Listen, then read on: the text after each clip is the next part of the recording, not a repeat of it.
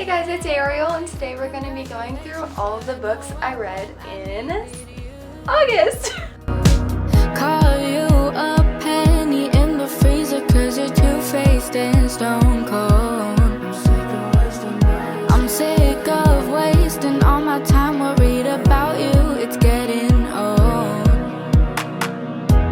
I'm done with all these fake friends. I don't have time to pretend that you care about me when you don't.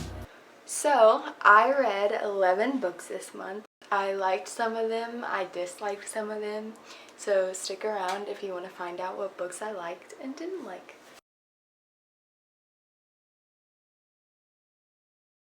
To kick off this video, I got a pumpkin spice latte from Starbucks, and I'm going to be tasting it for the first time in like a year and a half, so let's see how it is.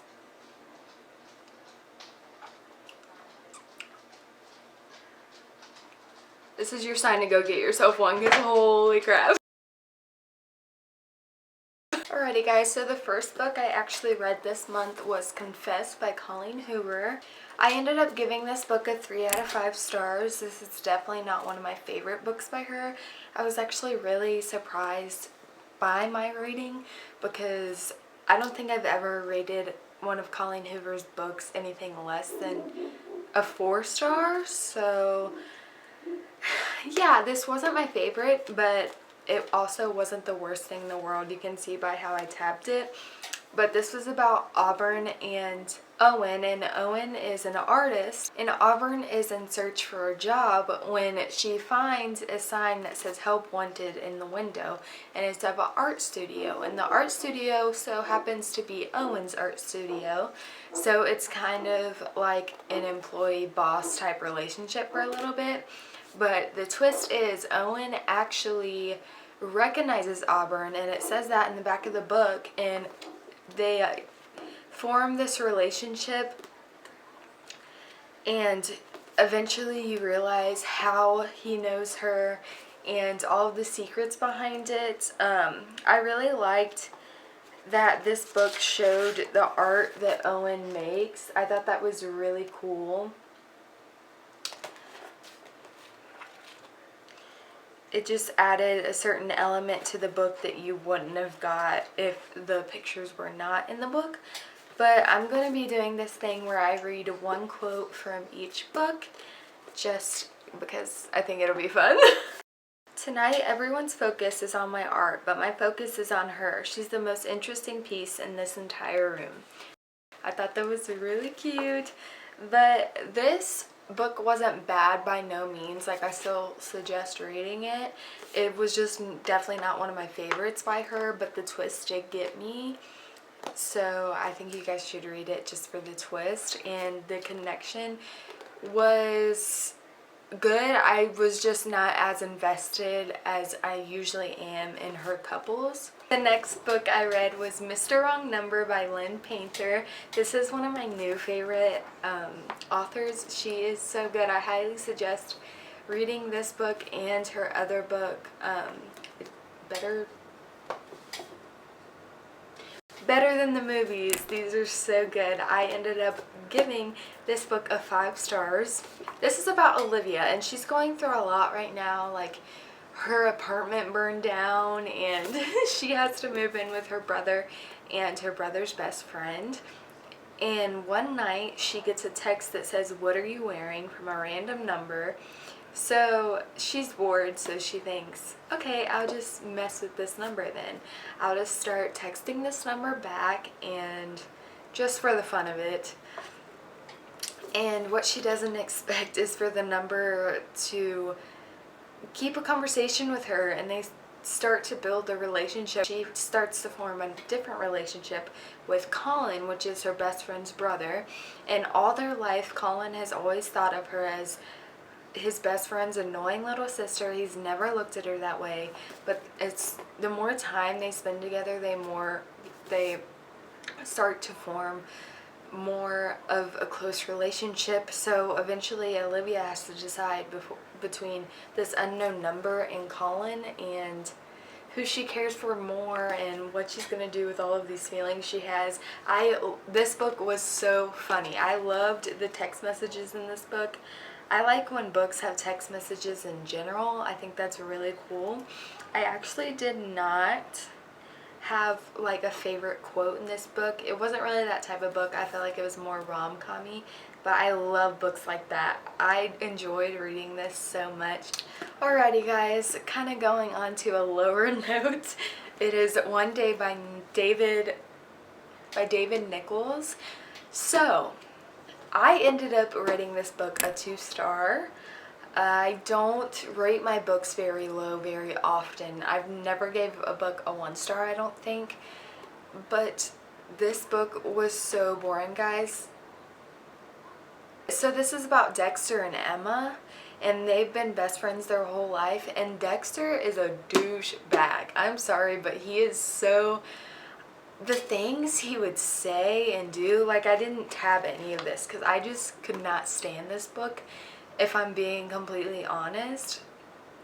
But the general plot of the story was that Dexter and Emma meet on July 15th one day, and they decide to meet up for 20 years after that, just on that day.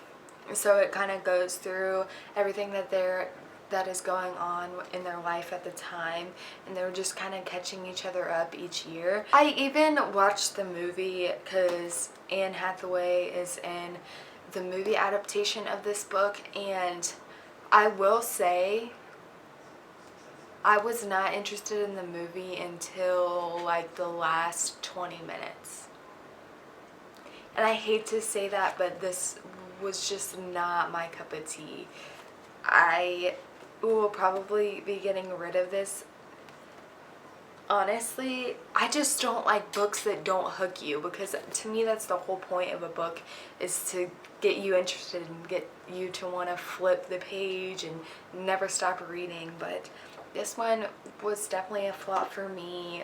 And that's that. The next book I read was The Lovely Bones by Alice Sebold, and this is a very, very, very sad story. And I obviously knew that because I ended up getting this book at an outlet, half-price book outlet sale thing. And I saw this book, and I've watched the movie a million times. It's an absolute masterpiece. So I wanted to read the book, and I ended up giving this book a 3 out of 5 stars. It is such a beautiful story. I just think, to me, the movie captures you a lot more. Like, I feel like I was definitely more invested in the movie. Yes, the book was good, but the concept of this book is a lot more easier for me to understand personally if I can see it in front of my eyes. So basically, the concept of this book is about Susie Salmon, and she is 14 when she gets murdered. And this book talks a lot about heaven and how she's dealing with that change, and it shows her watching down on her family and her murderer to see where he's at in his life and what he's doing. But watching the movie really just pulled on my heartstrings and made me truly understand that we can't take everything for granted like we do, and you never know when that day is going to come. On a lighter note, let's talk about some Helen Huang. This is The Heart Principle by her. Now, I will say, when I first read the synopsis, I did not think I was going to like this book, but I actually ended up rating it a 3 out of 5 stars. So it's a pretty good book, and it was really fun to read. This is about Anna, and she actually goes viral on YouTube while playing the violin. And when her longtime boyfriend brings up to her that he wants to be in an open relationship before he settles down and kind of see what else is out there before they get engaged and have kids and things like that and start to move on with their lives together, she ends up saying, okay, you want to do that? I'm gonna do that too then. So that is when Quan comes in. They have a one-night stand. So Anna and Quan obviously spark up a connection while they are trying to have these one night stands, and it kind of sprouts into something more. I thought this book was very interesting and very good. Her books are very captivating and really fun to read. I just think it's a good time overall. If you guys are looking for a book that'll just make you smile and get you really interested in the story, I highly suggest this author in general. All of her books definitely are very good, fun romances. The next book I ended up reading was 17 Summers by Maureen Daly. So I ended up rating this book a 2 out of 5 stars. I ended up rating it that because I felt it was a very average story and it just wasn't very captivating. Like, I could guess every single thing that happened in this book from beginning to end. And in the beginning, I did not realize it was set before technology, before all of that. When teenagers this age were kind of innocent and they didn't really know what certain things were. So at first, when she starts saying like, oh my gosh, like, is he gonna kiss me? It felt like you were reading a middle school love story, if you know what I mean. It did not feel like they were in high school, but now I realize it's because of that era and that certain time period. Angie and Jack end up falling in love in the summertime, and Angie is trying to figure out how to sort out her feelings because she's never really felt this way towards someone before. This book was very Hallmark. It was just very typical and very cheesy. I wasn't really interested in the story at all. Like, I kind of had to force myself through this book. It was definitely not one for me. Then I picked up The Wish by Nicholas Sparks, and it's safe to say that he's done it again. I loved this book so much that I looked up if he was forming this into a movie, like, because I think like 8 or 9 of his books have been movies, and guys, it's turning into a movie. I don't know when it'll be done, but I highly suggest this book. I ended up rating this book a 5 out of 5 stars. This is about Maggie, and she is sent to live with her aunt in North Carolina Outer Banks, and she does not feel like she fits in there. She misses her old life, her old friends, until she meets this boy named Bryce. And Bryce kind of shows her photography and eventually makes her fall in love with photography and with him. Yes, they fall in love, and this story is actually through the perspective of Maggie when she's in her 90s. And throughout the years, she has become very successful with her traveling photography company. And at the root of that is Bryce, because he is the one who taught her photography and eventually made her fall in love with it. So she decides to tell the story of Bryce and her love story to this young man who is also an assistant. And it just goes back and forth from when they fell in love to present day. And it is very heartfelt, and there's a huge twist at the end that I did not see coming, but I never see twists coming, so that doesn't really say much. But it was just so good, guys. It was Nicholas Sparks. Like, he just knows how to write a good love story and knows how to make you fall in love with these men, or the couple in general. It just makes you feel so warm inside, and I really suggest this book. I'm gonna read a quote from it, maybe a couple, because this book was so good. I wish I could read this for the first time again, because I'm telling you guys. What attracted you to the other person in the past? How did that person treat you in the past? How compatible were you in the past? It's the same question. It's the same questions in the present. except that a physical longing for the other person is added, the desire to touch and hold and kiss. And if all of the answers make you feel like you never want to be with anyone else, then it's probably love. I don't know, these type of books just get me giddy, and this book is a perfect example of why I love romance, because it makes you feel so good inside. So I really suggest it, because this is our king. The next book I read is very popular, and It Happened One Summer by Tessa Bailey. Now this is going to be a very unpopular opinion, so guys, please don't come at me. This is just an opinion. But I ended up giving this book a 3 out of 5 stars. This is my first Tessa Bailey book, and I didn't feel connection with this couple. It didn't grab me. Like, for example, The Wish. I loved that book. I could feel the romance. I could feel the way they were feeling. I did not feel that with this couple. But basically this book is about Piper and Brendan, and Piper is sent away to Westport, Washington after Piper throws a party that gets a little bit out of hand. So her father actually cuts her off and sends her away to teach her a lesson.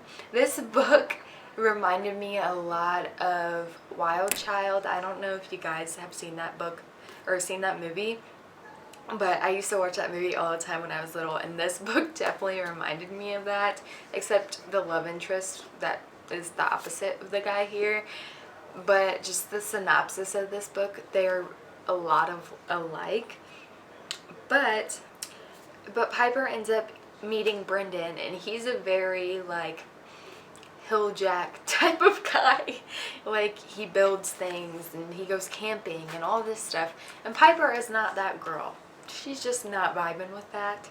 She's very preppy and doesn't get dirty and like things like that. Like, she is your typical blonde bimbo, and all Brendan sees her as is a pretty face at first.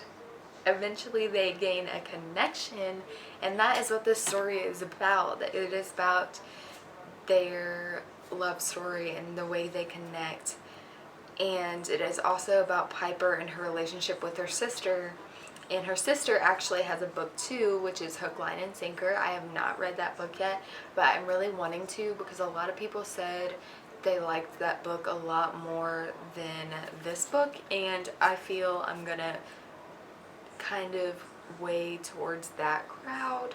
She's trying to decide if LA is where she belongs or if it's with Brendan in this small town. So she's kind of going back and forth between the city life and the country life. And it was okay. Like, I did not hate the book, but I don't think it was amazing. There was definitely a lot of spicy scenes in this book, and I'm not against spicy scenes, but I also feel that the spice kind of overweighed the connection between the two, in my opinion. But there were some quotes that were really good in this book. It says, "When the reward is as perfect as you, as perfect as this, the work is a fucking honor." So the way Brendan talks is very romantic, and I really enjoyed it. It's definitely, if you ask me, it's not one of my favorite books. I would read it again just because it was fun to read, but it's definitely not one of my top. So the next books I ended up reading are actually a part of a series. I have not finished this series yet. I have read 3 out of the 5 books out of the series, and that is the Hopeless series by Colleen Hoover. Wow, this series is heavy, but it is so good. 5 out of 5 stars for both of them. This book is through Guy's perspective, and this book is through Dean's perspective, and oh my gosh, I don't even know what to say. It's so good. First of all, let's talk about this. So I went to Barnes & Noble, right? And I had just finished Hopeless. And I don't mind this cover. A lot of people don't like the cover, but I don't mind it. And then I went to Barnes & Noble to look for Losing Hope because I had to read this one as soon as I finished this one, because it's just, if you've read it, it's so good. It's like a necessity to read this book afterward. They did not have the old cover, so now they don't match at all. I was so stressed. I even left Barnes & Noble, got in my car, looked at Amazon to see if they had the matching cover with the guy on it. They did not. Colleen Hoover has changed all of her older covers, so I went back and bought it because I had to read it, but this was very upsetting for me. Anyway, Guy and Dean end up meeting their senior year, and the longer they start to hang out, the more memories start to spark.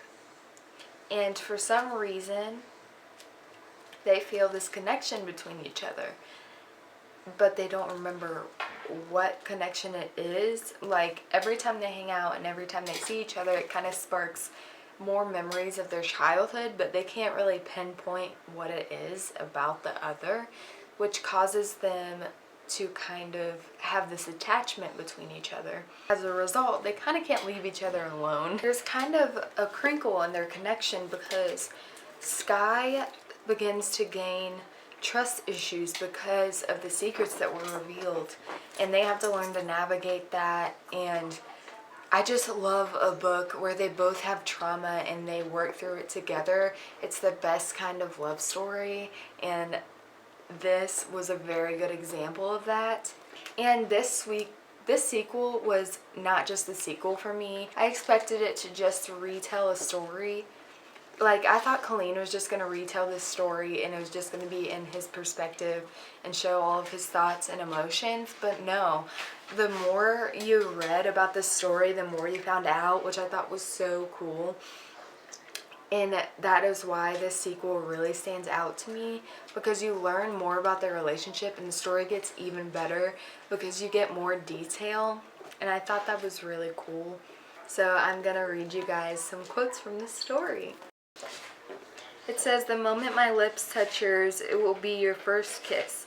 Because if you've never felt anything when someone's kissed you, then no one's ever really kissed you. Not the way I plan on kissing you." You don't deserve words, Sky. You deserve actions. Dean has my heart. Another one of my book boyfriends just was added to the list because he is amazing. It says, "Whatever he goes through, I feel. Whatever I go through, he feels. It's what happens when two people become one. They no longer share only love. They also share all of the pain, heartache, sorrow, and grief." And I think if you've truly been in love, that is the truest quote in the world, because that's how it feels. And I think Colleen really captures that. And I feel like if let's say I had never been in love and I read that, that would just, oh my gosh. I used to read these books and I would just look forward to that because that is like the strongest feeling in the world. I know I'm getting all sappy. I'm sorry. I'll move on. It says, "She's standing in front of me, a frazzled mess. Her hair is loosely pulled back, but strands have fallen all around her face. She's got white powder dusted across her nose and cheek, and even has some in the loose strands of hair framing her face. She looks adorable and shocked." I loved that quote because it just makes you realize that if you're in love with somebody, you don't care how they look. You're going to think they look beautiful anyway. And I think that definitely captured that very well. Yeah, I love Colleen because she just really makes you feel something. And the last book I ended up reading this month was Addicted to You by Christina and Becca Ritchie. Now this is a part of like a 10-book series, I think. I'm not sure, but I wanted to start this series because I hear everybody talking about this. I'm talking about Larry Reed's, Destiny, Sarah, that's all I can think of right now, but oh my gosh. They were not wrong, guys. This is a 4 stars. So good. Like, Oh, another love story that is just amazing, and I cannot wait to keep reading this series. So it is the Addicted / Calloway series, because this is actually a book about Lily Calloway, and she has other sisters also, so they end up getting their own books of their love stories, but there's also a series of just this one couple, and I love that concept. I love having multiple books with just one couple, because they go through so much in this book.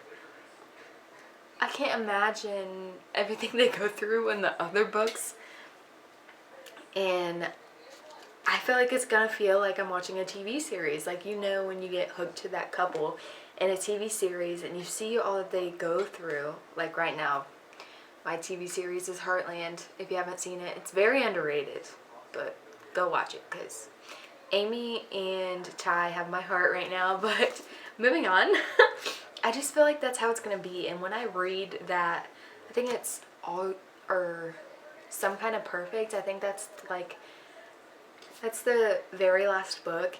I feel like I'm gonna be crying like everybody else does when they read that, because that's like a commitment to read this many books, and I cannot wait to start. But this book was about, this is about Lily and Lauren, and it is called Addicted to You because they both suffer from addictions. Lily is a sex addict and Lauren is addicted to alcohol. So they have been best friends for a very, very long time. And they have lived together for a very, very long time. So much that they are in a 3-year fake relationship. Nobody knows that they are just friends. Their parents think they've been dating for 3 years, and they have not. Not at all. And they kind of keep their addictions to themselves, and they only share that with each other, so they're kind of like each other's safe haven in a way, which makes the connection so good and so deep. And just watching this couple go through addictions and trying to deal with their own while also trying to help the other, it was just so good to read and so realistic. I have personally watched people, I've personally been friends and have family with addictions, and it is so realistic the way they wrote this, and I cannot wait to start the rest of the series. I think it's gonna be a very, very good one. But that is all the books I read in August. I hope you guys enjoyed. Please make sure to like, comment, and subscribe, and hit the bell to get notified every time I post. I think it was a pretty good reading month. There were a couple fails, but I'd say overall it was pretty well. So thank you for watching. I hope you guys have a good day. Bye, loves.